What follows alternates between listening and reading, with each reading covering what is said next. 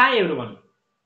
సెలవుల్లో సరదాగా summer camp బుక్లో page number 10 mind map activities గురించి ఈ వీడియోలో మనం తెలుసుకుందాము.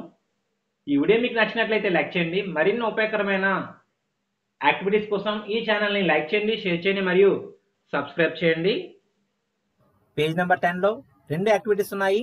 ఫస్ట్ యాక్టివిటీ, ఆహారం అనే పదం వినగానే మీ మనసులో వచ్చిన పదాలను క్రింద ఇచ్చిన గడులలో రాయండి. ఆహారం అనే పదం వినగా మనకి కొన్ని పదాలు గుర్తుకొస్తాయి. ఆ పదాలు ఏంటో రాయాలి.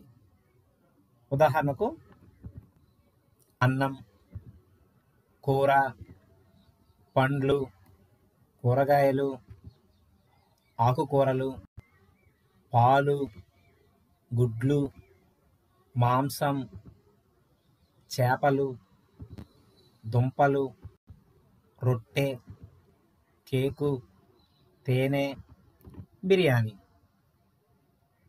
ఇవే కాకుండా చాక్లెట్లు, బిస్కెట్లు, పులిహార, చపాతీ, పూరి ఇవన్నీ కూడా ఆహారం కిందే వస్తాయి.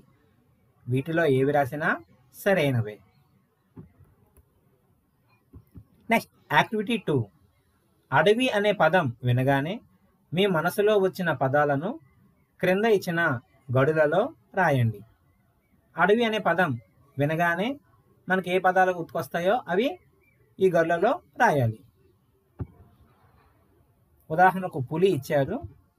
ఏనుగు, సింహం, చెట్లు, కోతులు, చిరుతపులి, పాము, జింక, కుందేలు, అడవి పంది, చిలుకలు, నక్క, కొండ చిలువ, నెమలి, ఎలుగుబంటి. ఇవే కాకుండా అడవికి సంబంధించి ఇంకా ఏవైనా పదాలు ఉంటే మీ స్నేహితులతో చర్చించండి. వాటిని వేరొక పుస్తకంలో రాసుకోండి.